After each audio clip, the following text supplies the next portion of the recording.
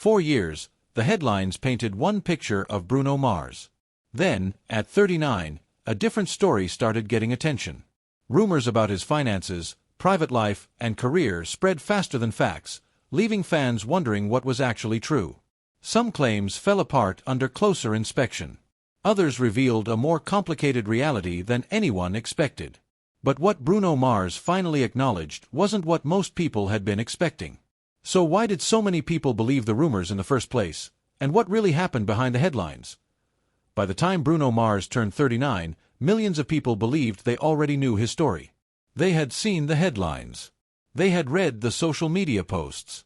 Some even spoke about his life as if every rumor had already been proven true. But that wasn't the reality. Instead, Bruno found himself at the center of one of the biggest examples of how quickly speculation can become accepted as fact. It seemed to start everywhere at once. One week, people were sharing claims that he had disappeared from the music industry. The next, stories about his finances flooded social media. Then came rumors that his Las Vegas residency wasn't as successful as people thought.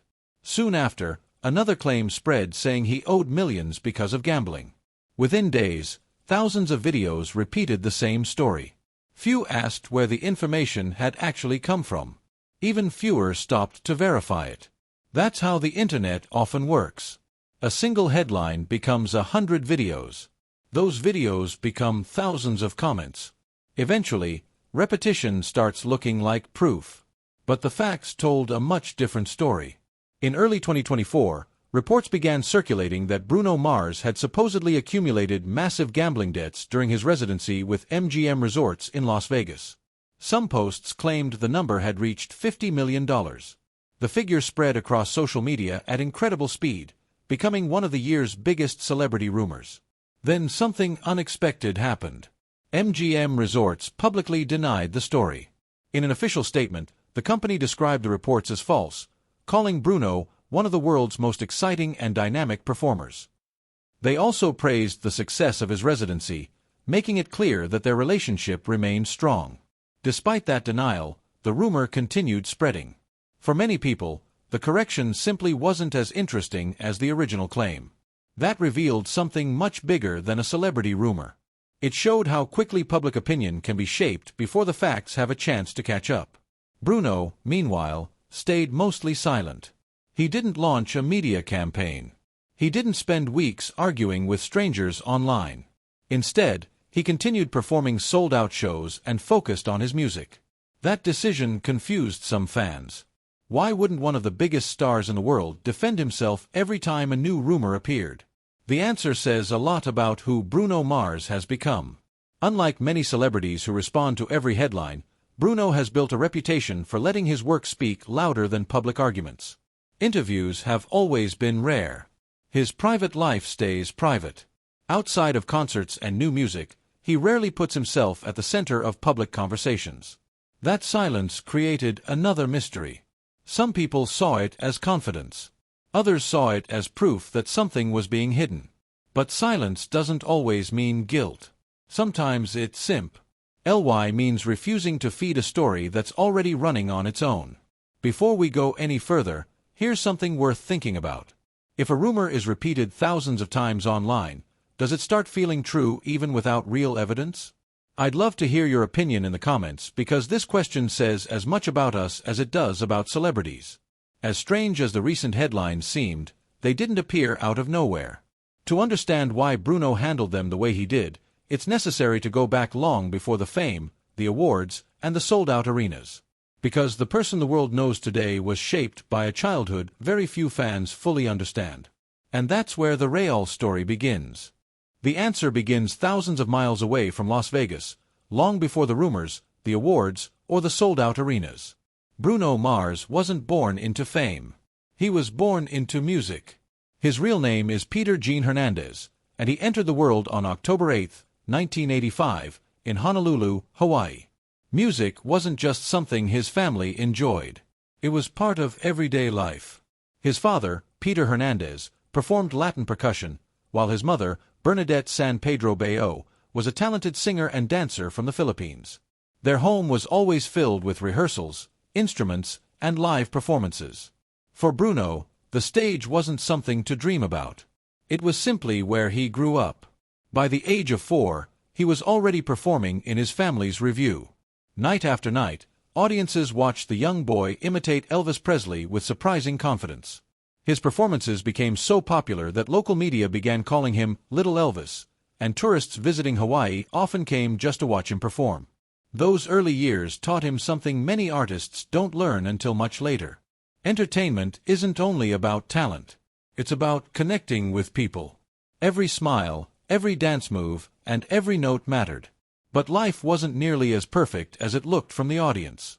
Behind the music, Bruno's family struggled financially. Performing paid the bills, but it didn't provide lasting security. When his parents separated, life became even more difficult. Bruno has spoken about living in modest conditions, even sharing that there were times when the family stayed in places that were far from comfortable. Instead of giving up, those experiences shaped his mindset. He learned that success wasn't guaranteed. If he wanted a different future, he would have to build it himself. After graduating from high school, Bruno made one of the biggest decisions of his life. He packed his bags and moved to Los Angeles. Like thousands of young musicians before him, he believed Hollywood would open doors. Instead, it tested his patience. Record labels liked his voice but didn't know how to market him. Some executives thought he looked too young. Others believed his mixed Puerto Rican and Filipino background made him difficult to fit into a specific musical category. Opportunities came, then disappeared. Months turned into years. The dream he imagined didn't arrive overnight. To survive, Bruno kept writing songs. He performed whenever he could. He met producers. He built connections. Slowly, he realized that if people weren't ready to make him a star, he could still become successful by helping other artists. That decision changed everything. Before most people had ever heard the name Bruno Mars, they were already listening to songs he helped create. Working alongside producers Philip Lawrence and Ari Levine, he formed the songwriting and production team the Smeezingtons. Together, they wrote music that climbed the charts, proving that Bruno's greatest gift wasn't just his voice. It was his understanding of what makes a song unforgettable. But even then, very few people recognized the man behind the music. He remained in the background while others enjoyed the spotlight. Ironically, that quiet period became one of the most important chapters of his life. It taught him patience. It taught him discipline. Most importantly, it taught him that lasting careers aren't built overnight. They're built one opportunity at a time. But the biggest opportunity of all was about to arrive. One song, one feature, one performance. And suddenly, the songwriter hidden behind the scenes was about to become one of the biggest stars on the planet. Everything was about to change. For years, Bruno Mars had been helping other artists create hit songs while staying almost invisible to the public. His name appeared in songwriting credits, but few listeners knew who he was. That changed in 2010, and it happened faster than almost anyone expected. The first major breakthrough came when Bruno appeared on B.O.B.'s hit Nothin' on You. Soon after, he teamed up with Travie McCoy on Billionaire. Both songs became worldwide hits, and suddenly people wanted to know more about the singer with the unforgettable voice. Bruno finally had the attention he had worked years to earn. He didn't waste it. Later that same year, he released his debut album, Doo-Wops and Hooligans. The first single, Just the Way You Are, became an instant success. It reached #1 in several countries and earned Bruno his first Grammy Award for Best Male Pop Vocal Performance. But that was only the beginning. Hit after hit followed. Grenade, The Lazy Song, Marry You. Each one showed a different side of his talent. He wasn't limited to one sound. He blended pop, R&B, soul, funk, reggae, and rock into music that felt both modern and timeless. Then came another turning point. In 2012, Bruno released Unorthodox Jukebox. Songs like Locked Out of Heaven and When I Was Your Man dominated radio stations around the world. Critics praised his songwriting, while fans admired his ability to perform almost every genre with confidence. What made Bruno different wasn't just his voice. It was his respect for music history. He openly credited artists like Michael Jackson, Prince, James Brown, Elvis Presley, and Little Richard as major influences. Instead of copying them, He combined elements of each into a style that felt completely his own. By now, Bruno Mars wasn't simply another successful singer. He had become one of the biggest entertainers of his generation. Then came a career-defining moment. In 2014, he headlined the Super Bowl halftime show, one of the biggest stages in the world. More than 115 million viewers watched his performance, making it one of the most watched halftime shows in history. Just 2 years later, he returned as a special guest alongside Coldplay and Beyoncé, becoming one of the few artists invited back so quickly. That kind of recognition doesn't happen by accident. It happens when years of preparation meet the right opportunity. But Bruno wasn't finished. In 2014, he teamed up with producer Mark Ronson to release Uptown Funk. The song became a global phenomenon, spending 14 weeks at #1 on the Billboard Hot 100 and collecting billions of streams. It won Record of the Year at the Grammy Awards and became one of the defining songs of the decade. Success seemed unstoppable. Then, in 2016, Bruno released 24K Magic. The album wasn't just another commercial hit. It became a cultural event. Songs like 24K Magic, That's What I Like, and Versace on the Floor dominated charts worldwide. At the 2018 Grammy Awards, Bruno swept the biggest categories, winning Album of the Year, Record of the Year, and Song of the Year. Very few artists reach that level. Bruno had gone from struggling songwriter to global superstar in less than a decade. Right at the peak of his career, it looked like nothing could slow him down. Then something changed. New music became less frequent. Years passed without another solo album. Fans started asking questions. Where had Bruno Mars gone? Why wasn't he releasing music as often? Those unanswered questions created the perfect environment for speculation. Before long, rumors began filling the silence. Halfway through this story, here's something worth saying. If you're enjoying documentaries that separate facts from internet myths, consider subscribing. This channel digs deeper than the headlines, and the biggest twist in Bruno's story is still waiting ahead. The world thought it understood what happened next. But the truth was far more complicated than the rumors suggested. After the massive success of 24K Magic, many fans expected Bruno Mars to release another solo album within a year or two. Instead, things became unusually quiet. He wasn't constantly giving interviews. He wasn't posting every detail of his life online. And unlike many modern celebrities, he never seemed interested in staying in the headlines just for attention. That silence created a vacuum. And whenever there's a vacuum, rumors usually rush in to fill it. Some people claimed his career had slowed down. Others insisted record labels were unhappy with him. Then came the biggest rumor of all. In early 2024, social media exploded with claims that Bruno Mars owed $50 million in gambling debt to MGM Resorts during his Las Vegas residency. The story spread across TikTok, YouTube, X, and countless entertainment websites within hours. For many people, it sounded believable simply because so many accounts were repeating it. But when journalists began checking the claims, the story started falling apart. MGM Resorts released a public statement rejecting the reports. The company called Bruno one of the world's most exciting and valuable performers, and stated that the rumors about enormous gambling debt were false. They also confirmed that their partnership remained strong and that his residency continued to be a major success. That should have ended the story. It didn't. The correction never traveled as fast as the rumor. That's one of the strange realities of the internet. Bad news spreads in minutes. The truth often arrives much later. Bruno himself chose not to spend weeks defending every headline. Instead, he kept doing what he had always done. He walked onto the stage. He performed. He let the music speak for itself. To some people, that looked like confidence. To others, it looked suspicious. But staying quiet has always been part of Bruno's personality. Throughout his career, he has rarely discussed his private life. He prefers to let interviews focus on music instead of personal drama, and that approach hasn't changed, even when the rumors became louder than ever. There was another reason people began asking questions. Years had passed since his last solo studio album. Fans wondered if he had lost interest in recording. The reality was much different. In 2021, Bruno surprised everyone by forming Silk Sonic with Anderson .Paak. Rather than chasing another pop album, He explored the classic soul and R&B sounds that had inspired him since childhood. Their debut album, An Evening with Silk Sonic, earned widespread praise, and the single Leave the Door opened one Record of the Year and Song of the Year at the Grammy Awards.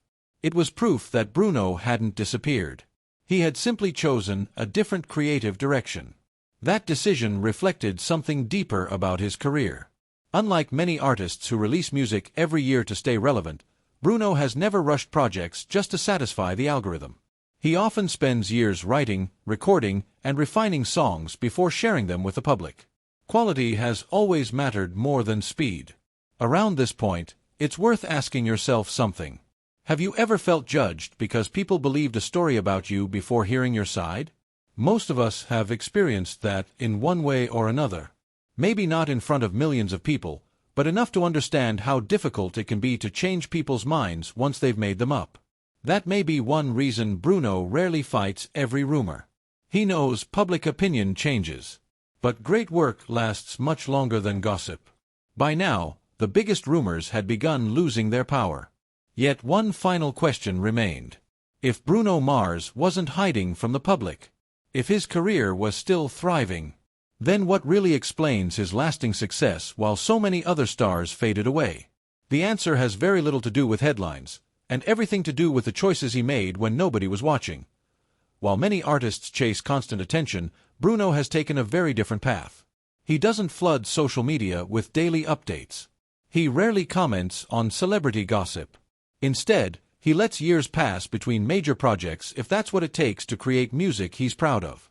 In today's entertainment industry, that's unusual. But it has also become one of his greatest strengths. Bruno has never measured success by how often his name appears in the news. He measures it by the quality of his performances, the songs he leaves behind, and the connection he builds with audiences. That philosophy explains why his concerts continue selling out around the world. Fans know they're not just buying a ticket to hear familiar songs. They're watching one of the few performers who still treats every show like a live event instead of a carefully programmed production. Whether he's performing in Las Vegas, headlining festivals, or making surprise appearances, Bruno brings the same energy that first made people notice him as a child in Hawaii. And that consistency has earned enormous respect inside the music industry. Artists from different generations have praised his work ethic, his musicianship, and his attention to detail. Behind the scenes, producers often describe him as someone who refuses to release music until every note feels right. That perfectionism can mean longer breaks. But it also explains why each new project feels like an event. Looking back, it's clear that many of the biggest stories about Bruno Mars weren't really about him at all. They reflected something about modern celebrity culture. Today, people expect instant answers, instant reactions, instant apologies. If a celebrity stays silent, some assume they're hiding something. But silence isn't always a strategy. Sometimes it's simply a choice to protect your peace. Bruno has shown that it's possible to remain one of the world's biggest entertainers without sharing every detail of your personal life. He has built a career on music instead of controversy, and that's becoming increasingly rare. Of course, his journey hasn't been perfect. There have been setbacks, long periods away from the spotlight, relentless rumors, pressure to repeat past success. Yet through every challenge, one thing has remained remarkably consistent. He never stopped focusing on the work. That's why, more than 15 years after his breakthrough, Bruno Mars is still filling arenas, breaking streaming records, and earning Grammy Awards while many of his peers have faded from public attention. His story isn't one of overnight success. It's a story of patience, discipline, and knowing when not to respond. The title asks whether Bruno Mars finally confirmed the rumors. The truth is more interesting than that. What he ultimately confirmed, through his actions more than his words, is that public opinion doesn't define reality. Facts do. Music does. Consistency does. The rumors eventually fade. The records remain. The performances remain. The legacy remains. And perhaps that's the biggest lesson in Bruno Mars' journey. Not every accusation deserves an answer. Not every headline deserves your attention. Sometimes the strongest response is continuing to do what you do best while time separates fact from fiction. Before this story ends, here's one final thought. The next time you see a celebrity dominating social media for the wrong reasons, remember Bruno Mars. One of the biggest stars in the world proved that staying quiet doesn't mean giving up. Sometimes it means refusing to let noise become more important than purpose. And if you found this story surprising, the next documentary on this channel explores another global music icon whose biggest public controversy turned out to be very different from what millions believed. Once you hear that story, you may never look at celebrity headlines the same way again.